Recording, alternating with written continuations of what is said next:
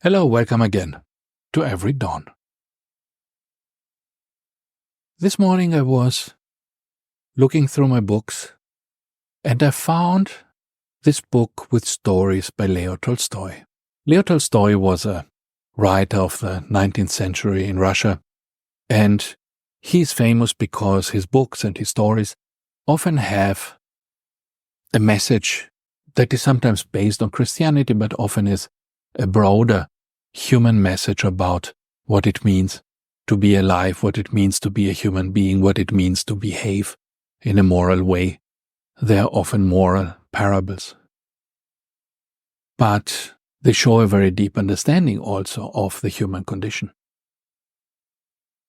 So this one I happen to look at today is one that is called How Much Land Does a Man Need? And I always found that this story has a very strong impact on me, and it's a very interesting story. It is a story about a man who hears that far away somewhere there's a tribe, and this tribe is giving land away to everyone, and they give away as much land as the person can circle around within a day. And this man thinks, this is great, I can go, I can get land for free, and then I can open my farm there and I can feed my family, and I don't need to be in the city anymore. And he goes and he asks the elders of this tribe, is it true? And they say, yes, it's true, so just go and walk around a piece of land and this will be yours. And the man starts walking, and he has to be back by sunset, so now it's morning. He starts walking in the morning, and he goes a few kilometers one side, a few kilometers to the other side, and he sees that he already has a huge part of the land. He has covered it already. But then he thinks, why should I stop here? There are still so many hours until sunset. I can just keep going.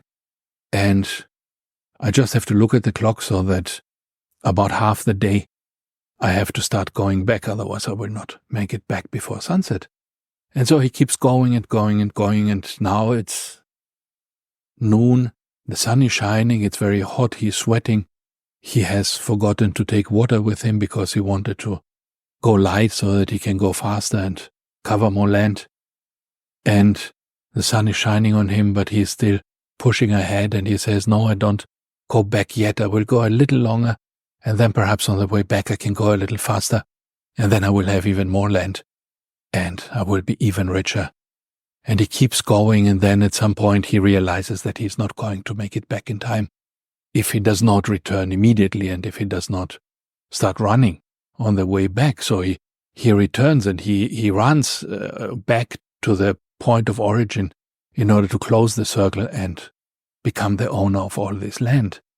And so he keeps running and running, and it's getting hotter and hotter. The sun is shining. The sun finally goes closer to the horizon, and now the shadows are getting longer, and he is still running, and he cannot anymore. He doesn't have enough breath. He doesn't have any water. He feels like he's going to faint, but he can see far away in the distance the end point, and he can just make it.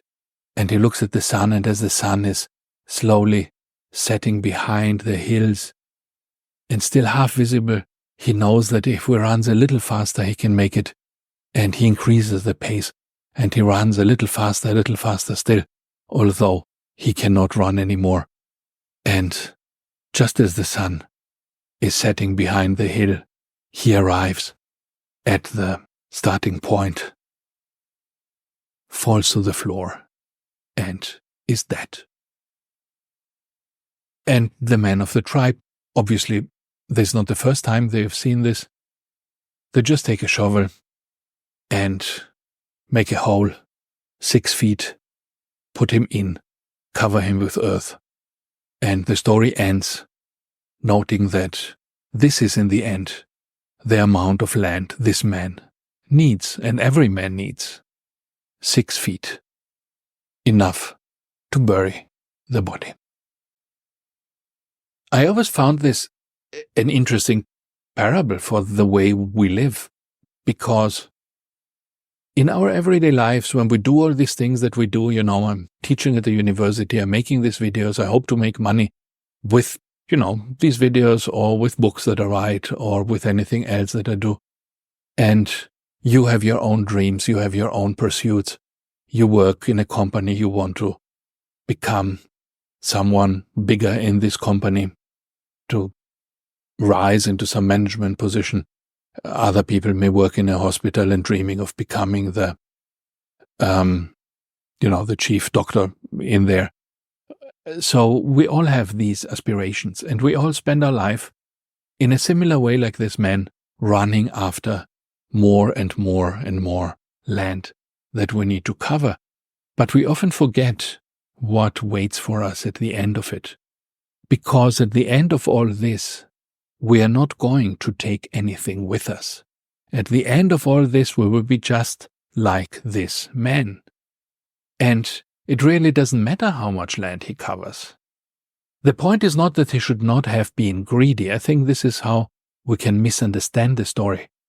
The point is not that he should not have been greedy. If he had not been greedy, the end would have been the same. Only a few years later, he would still have died. He would still have needed only 6 feet of land. The point is that whatever we do, we never need more than 6 feet of land, because 6 feet is all that we need in order to bury us when we will be dead. And we will all be dead. So this is something to remember. Whenever you chase something, whenever you see others chase something, try to visualize that there is no point really to all this. Because in the end, all of us, those with the big cars and the small cars and the big skyscrapers and the small huts, we will all end up in 6 feet of land. And this is all the land a man ever needs. Thank you, and see you tomorrow. Bye-bye.